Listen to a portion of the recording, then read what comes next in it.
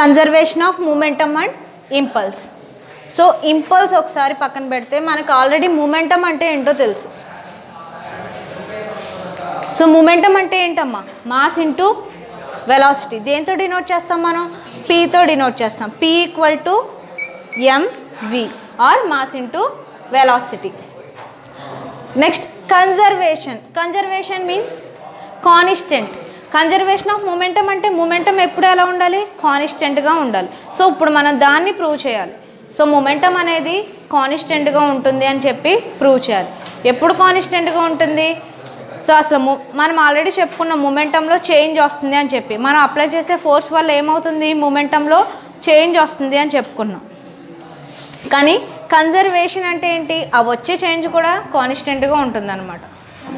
So conservation of మూమెంటమ్ని prove చేయడానికి మనకు ఒక చిన్న ఎగ్జాంపుల్ ఉంది. అదేంటంటే సపోజ్ 2 ఆబ్జెక్ట్స్ తీసుకున్నాం అనుకోండి. For suppose 2 objects like 2 balls తీసుకున్నాం అనుకోండి of masses m1 and m2.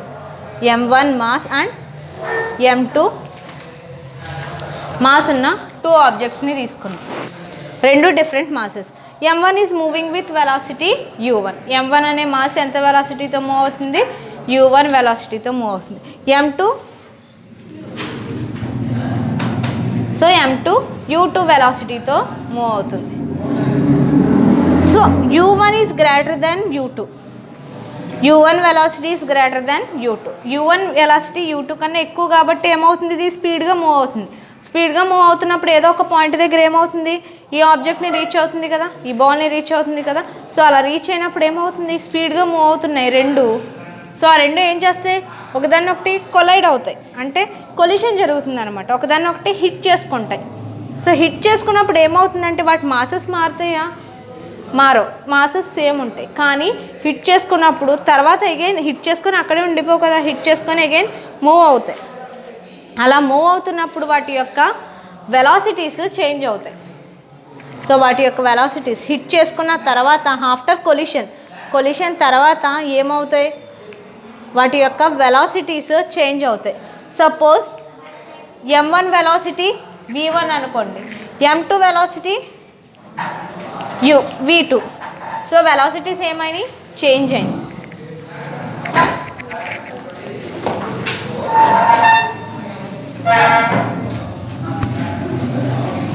So రెండిట్లోని వెలాసిటీస్ ఏమైనాయి అమ్మా? చేంజ్ అయింది. సో ఇప్పుడు మనం ఈ సిస్టంలో మూమెంటమ్స్ ఎలా ఉన్నాయో ఫైండ్ అవుట్ చేద్దాం. ఫస్ట్ దీని యొక్క మూమెంటం ఎంత అవుతుంది? ఈ సిస్టమ్ యొక్క, అంటే ఈ సిస్టమ్ అంటున్నానంటే ఈ రెండింటిని కలపగా వచ్చే మూమెంటం ఎంత అవుతుంది? m1 u1 ఫస్ట్ది మాస్ ఇంటూ వెలాసిటీ. నెక్స్ట్ ఇంకా ఇక్కడ సెకండ్ది కూడా ఉంది కదా. So m1 u1 plus m2 u2. So total momentum. Next ఈ సిస్టంలో ఆఫ్టర్ కొలిషన్ తర్వాత ఉండే మూమెంటం ఏంటి? m1 v1 plus m2 v2. Conservation of momentum అంటే ఏంటంటే before collision momentum after collision momentum ఎలా ఉండాలి? సేమ్ ఉండాలి. బిఫోర్ కొలిషన్ మూమెంటం ఎంత ఉందో ఆఫ్టర్ కొలిషన్ మూమెంటం కూడా సేమ్గా ఉండాలి. So m1 u1 plus m2 u2 equal to ఏం రావాలి? m1 v1 plus m2 v2. So before collision momentum is equal to after collision momentum. దాన్నే మనం ఏమంటాం? కన్జర్వేషన్ ఆఫ్ మూమెంటమ్ అంటాం. సో ఇప్పుడు మనం దీన్ని ప్రూవ్ చేయాలి. m1 v1 is equal to, so m1 u1 plus m2 u2 equal to m1 v1 plus m2 v2. ఈ కాన్సెప్ట్ని, ఈక్వేషన్ని మనం ప్రూవ్ చేయాలి. చేస్తే అప్పుడు మనం లా ఆఫ్ కన్జర్వేషన్ని ప్రూవ్ చేసినట్టు. సో ఇలా కన్జర్వేషన్ ఆఫ్ మూమెంటమ్ని ప్రూవ్ చేసినట్టే.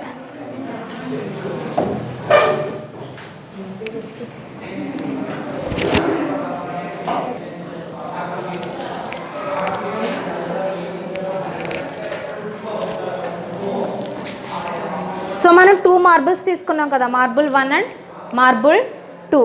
మార్బుల్ 1 యొక్క మూమెంటం, ఇనీషియల్గా ఉన్న మూమెంటం ఎంత? Mass into velocity m1 u1. Marble 2 యొక్క initial momentum m2 u2 m2 u2 ఒక టేబులర్ ఫామ్లో నోట్ చేస్తున్నాం అంతే. ఇక్కడ ఉండే మూమెంటమ్స్ ఏంటో ఎలా చేంజ్ అయినాయో ఒక టేబుల్లో నోట్ చేసుకుంటున్నాం. ఇది మీ టెక్స్ట్ బుక్లో కూడా ఉంది, చూడండి. నెక్స్ట్ ఆఫ్టర్ కొలిషన్ తర్వాత వెలాసిటీస్ ఏంటి v1 v2 కదా. సో కొలిషన్ తర్వాత మూమెంటమ్స్ మారుతాయి మళ్ళీ.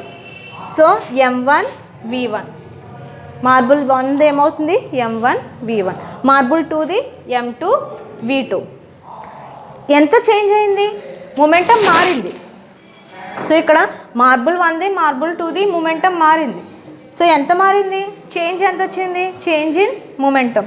సో m1 v1లోంచి m1 u1 తీసేస్తే ఎంత చేంజ్ వచ్చిందో మనకి తెలుస్తుంది. m1 v1 minus m2 u2. Next second మార్బుల్లో వచ్చిన మూమెంటంలో change m2 v2 minus m2 u2. దీంట్లోంచి తీస్తాం, simple. So change in momentum with respect to టైంని బేస్ చేసుకొని చేంజ్ ఇన్ మూమెంటం, ఎంత మూమెంటం చేంజ్ అయింది. m1 v1 minus m2 v2 by t. ఈ టర్మ్కి కింద మళ్ళీ t డినోట్ చేస్తున్నాం డినామినేటర్లో. So m2 v2 minus m2 u2 by t.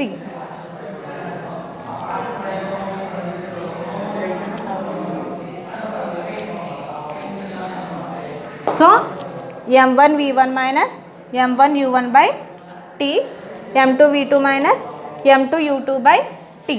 So first ఇనీషియల్గా ఒక మార్బుల్ యొక్క మూమెంటం ఎంత ఫైండ్ అవుట్ చేస్తాం, కొలిషన్ తర్వాత అందులో మూమెంటం ఎంత ఫైండ్ అవుట్ చేస్తాం, మూమెంటం ఎంత చేంజ్ అయిందో ఫైండ్ అవుట్ చేస్తాం. Next with respect to time change ఎంత అయిందో బై టైం వేసి ఫైండ్ అవుట్ చేస్తాం. సో ఆల్రెడీ మనకు తెలుసు న్యూటన్స్ థర్డ్ లా ప్రకారం for every action there is an equal and opposite reaction. So ఇక్కడ కొలిషన్ జరిగింది అంటే ఇక్కడ ఒక ఫోర్స్తో ఏం చేస్తుంది, ఈ ఆబ్జెక్ట్ వచ్చి m2ని హిట్ చేసింది. అగైన్ మళ్ళీ m2 ఏం చేస్తుంది, దాని మీద అంతే ఫోర్స్ అప్లై చేస్తుంది ఇన్ ఆపోజిట్ డైరెక్షన్. అంటే అట్ల యొక్క మూమెంటంలో వచ్చే చేంజ్ ఎలా ఉంటుంది, అక్కడ అప్లై అయ్యే ఫోర్స్కి ప్రపోర్షనల్గా ఉంటుంది. సో ఇక్కడ చేంజ్ ఎంత వచ్చింది, ఎంత ఫోర్స్ అప్లై అయ్యింది అంటే ఎంత చేంజ్ వచ్చిందో అంత ఫోర్స్ అప్లై అవుతుంది. మనం ఎక్కువ ఫోర్స్ అప్లై చేస్తే ఎక్కువ చేంజ్ వస్తుంది, తక్కువ ఫోర్స్ అప్లై చేస్తే తక్కువ చేంజ్ వస్తుంది. సో ఇక్కడ ఎంత చేంజ్ వచ్చిందో అంత ఫోర్స్ అప్లై అవుతుంది, అవునా. So F12 is equal to are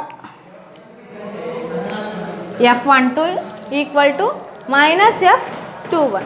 so m1 object దీని మీద ఎంత ఫోర్స్ అప్లై చేస్తుందో అగైన్ ఏం చేస్తుంది, m2 ఆబ్జెక్ట్ కొలిషన్ తర్వాత దాని మీద అంతే ఫోర్స్ని అప్లై చేస్తుంది.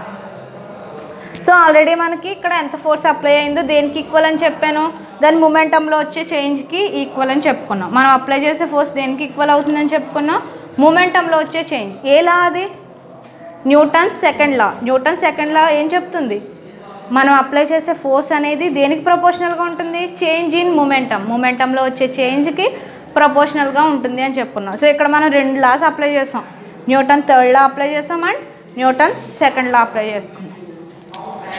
So m1 v1 minus m1 u1 by t equal to minus m2 v2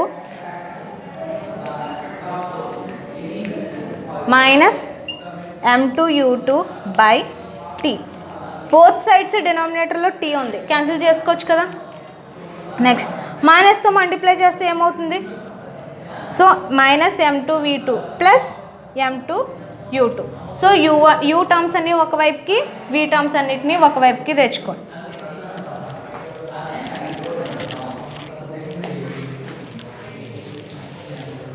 so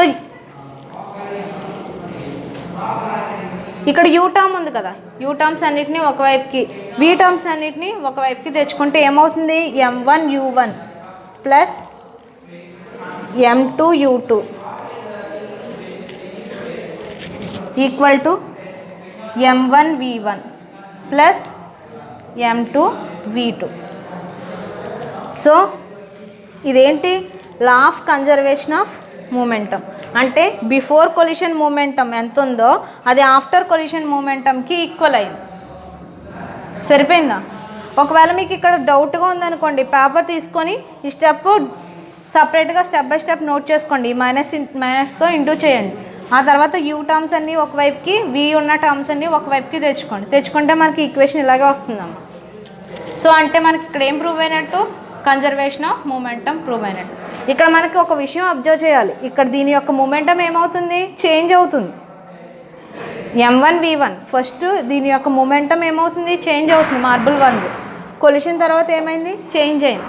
అలాగే మార్బుల్ 2 యొక్క మూమెంటం M2U2 ఉండాలి, కొలిసిన తర్వాత ఏమైంది, M2V2 అయ్యింది, చేంజ్ అయింది.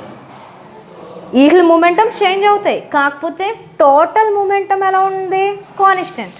టోటల్ మూమెంటం ఎలా ఉంది, ఈక్వల్గా ఉంది. అంటే ఆబ్జెక్ట్స్ యొక్క మూమెంటమ్స్ చేంజ్ అయినా కానీ టోటల్ సిస్టంలో ఉండే మూమెంటం ఎలా ఉంటుంది, కన్జర్వ్డ్గా ఉంటుంది, అంటే కాన్స్టెంట్గా ఉంటుంది, ఎటువంటి చేంజ్ ఉండదు. దాన్ని మనం ఏమంటాం, law of conservation of momentum అంటాం, or law of conservation of momentum.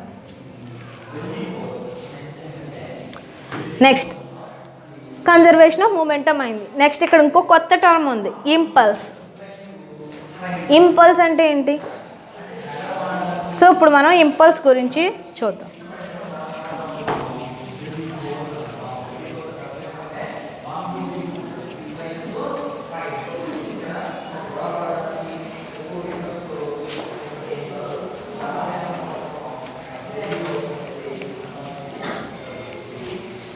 Impulse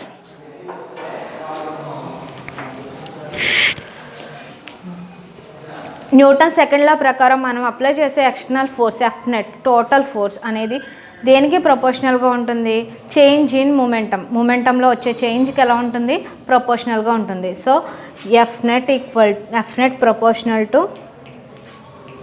ఎఫ్నెట్ దేనికి ప్రపోర్షనల్గా ఉంటుందమ్మా, delta P, change in momentum.